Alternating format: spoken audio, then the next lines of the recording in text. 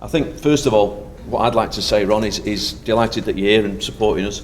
And I think with you going around lots of different companies now, you see now companies like UKFast having their own running clubs.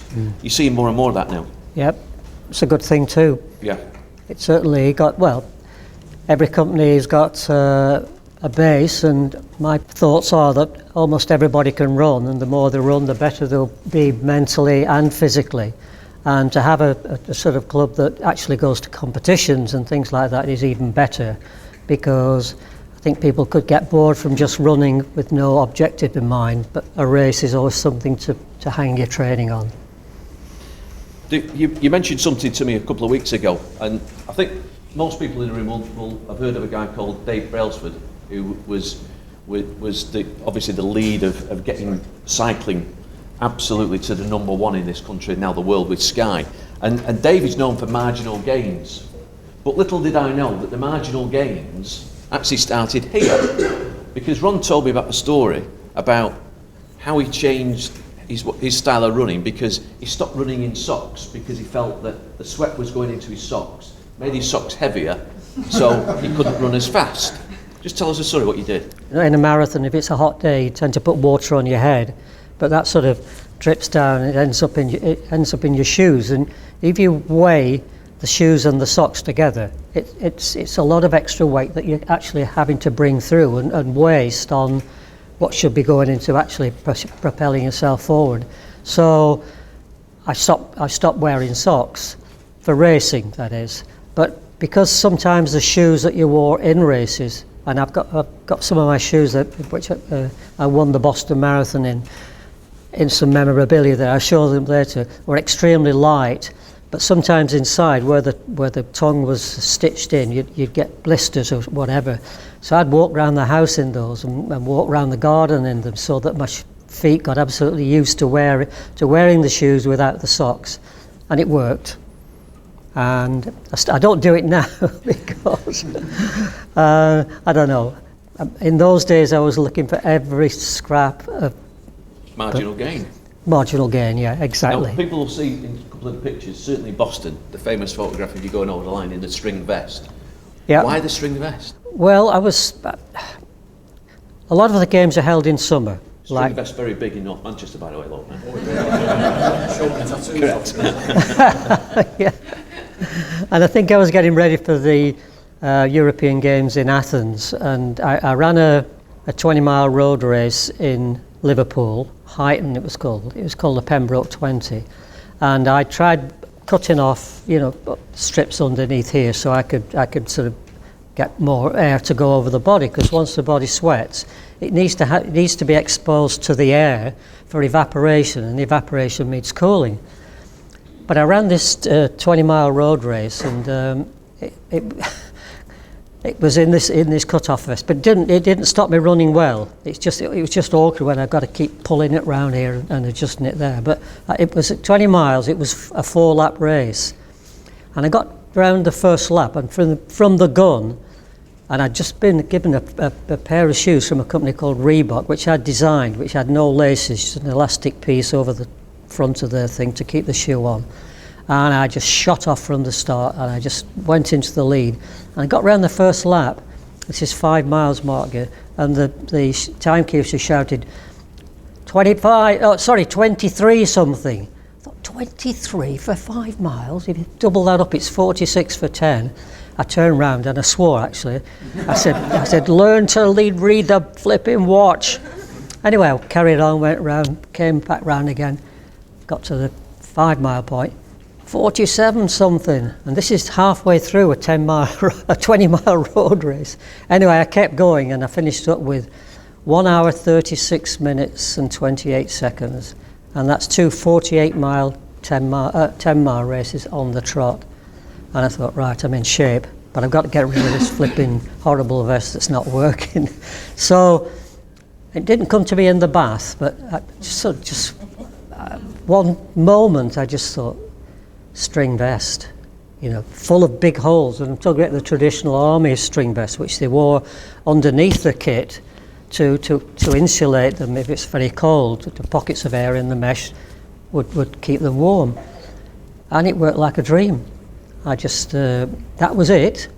I won that European Games Championship in Athens, which was probably the greatest day of my life in a way, because I'd never won anything really much before that. And it went from Marathon to Athens. It finished in the old stadium that they built for the 1896 Olympics. My mother and father were there, and my 2 children were there. And I didn't get the lead until 1 kilometre to go. And I could see this guy slowing up, and I was getting tired, by the way. I ran that race without having a drink. I never took a drink.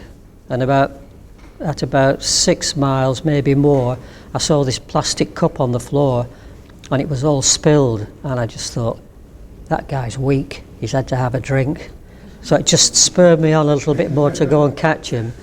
And with 1K to go, I caught the guy. There's a guy called Gaston Rolants, a Belgian who was the Olympic steeplechase champion back in '64. And when I got to him, I'd never been in this position before. I thought, what the hell do I do now? Do I sit on him and try and out-sprint him? And I just thought, no, I'm going. So I went and I shot right past him. We came down towards the stadium. We're on the right-hand side of the dual carriageway. I went to cut across the central reservation into the stadium and nearly got knocked down by a Land Rover, which had been leading the race. Nearly killed me. And then I heard these cheers, and I thought, oh, bloody hell, he's catching me. I looked round, he wasn't there. It was just the crowd sort of cheering for me to go in. So I went and won that. And I wore it again in the trial for the Commonwealth Games. Oh no, wore it again in Boston, but that was a mistake in a way, because I got to Boston and expecting decent weather, and the day of the race turned out it was absolutely throwing it down, and there was a headwind. And again, I'd forgotten my tracksuit top as well. I left that in the room where I was staying. All I could smell was wet wool as it got soaked. But anyway, I just thought, well, I've got no choice here. So set off into the wind. I'm blowing my hands to try and get them warm because it's so cold. And I left a guy who'd just beaten me the year before in a marathon in Japan. I left him behind, and he caught me again, and I just said to him, where have you been all my life? Just to upset him a bit. And he dropped out at 10 miles. So on I went, and games. Won the race, and I thought, well, the first Briton ever to win the Boston Marathon. And to tell you how it went, how did I get to the Boston Marathon? The Roadrunners Club of Britain had a whip round to pay the airfare. And that's why I was staying with a family. When I got to Boston, the race director said, well, we put you up with a family out in Winchester. All right, fair enough. But that was good. I could do my training. They were a lovely family. I could eat what I wanted. But I got over the line. A journalist came up to me and said, oh, by the way, you've just run 2:10:30 and knocked over 3 minutes off the course record. Brilliant, brilliant.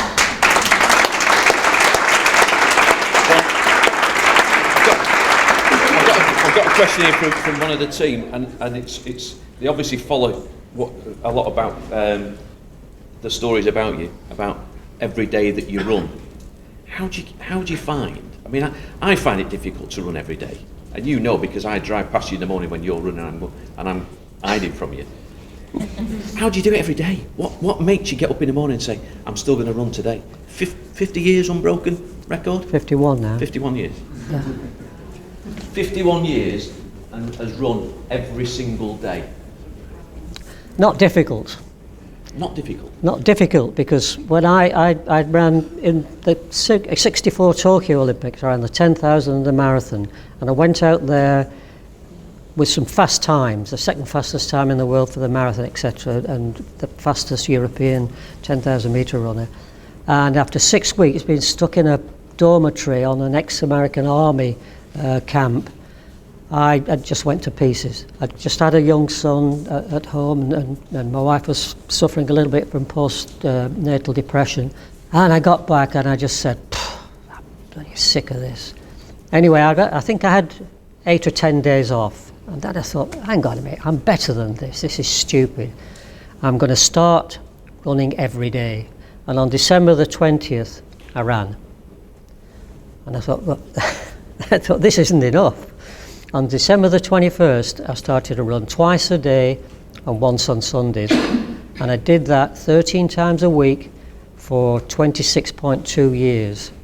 Why the 26.2? Because that's the size of a marathon. It is, and I was getting fed up of running twice a day. I said, I want to cut this, but it's got to be a significant date. And it was after 26.2 years I started to run once a day, and it was easy, and I really enjoyed it.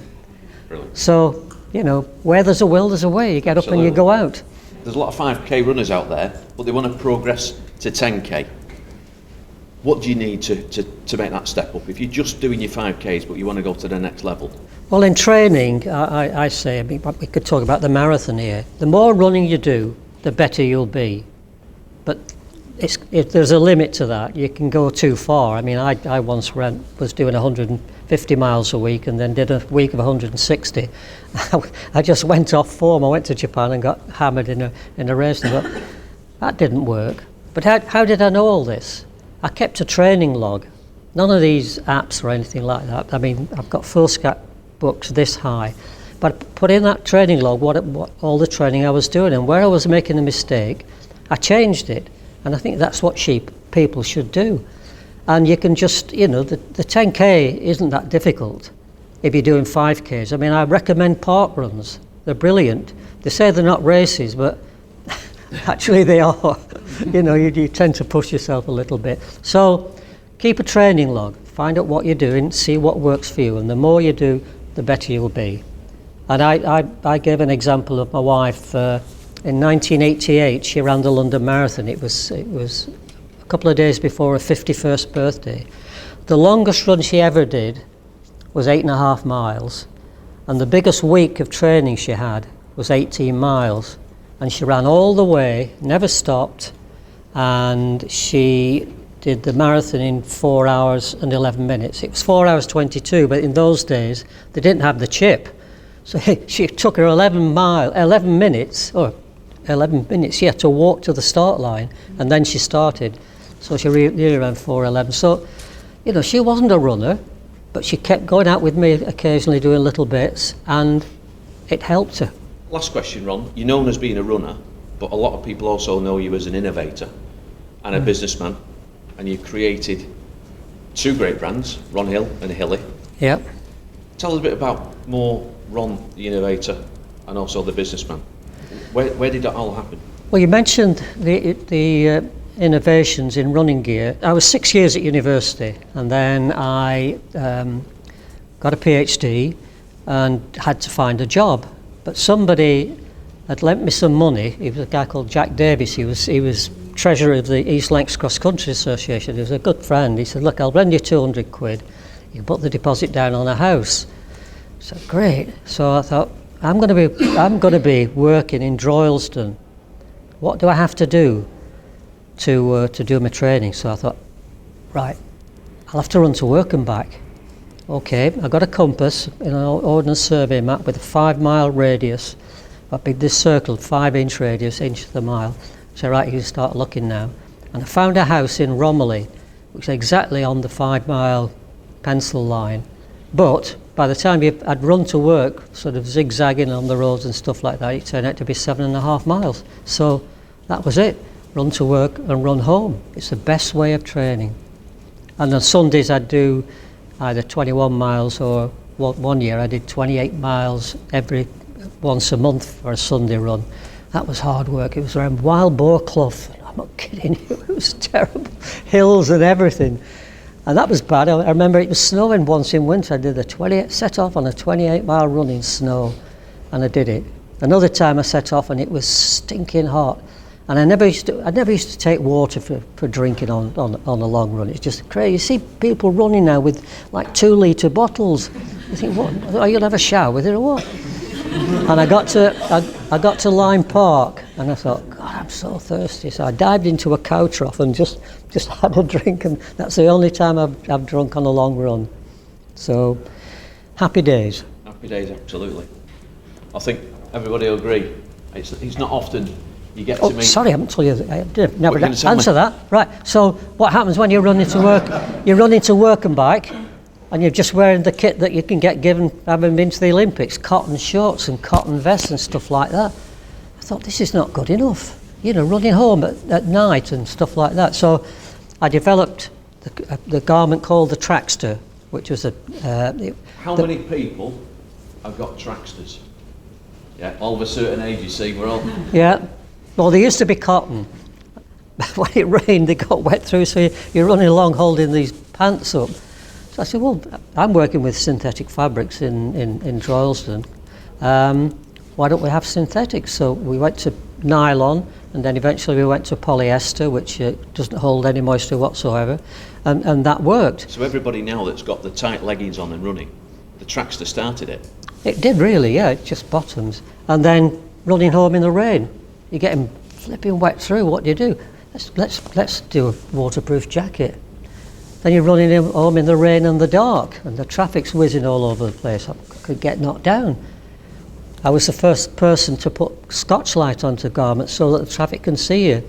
So that's how it started, basically. It was what's needed when you're running all that distance. And it worked a treat, and in the end I got out of industry. I'd already started a business called Ron Hill Sports, and I was lucky we had a small factory in Hyde, which is now part of the M67.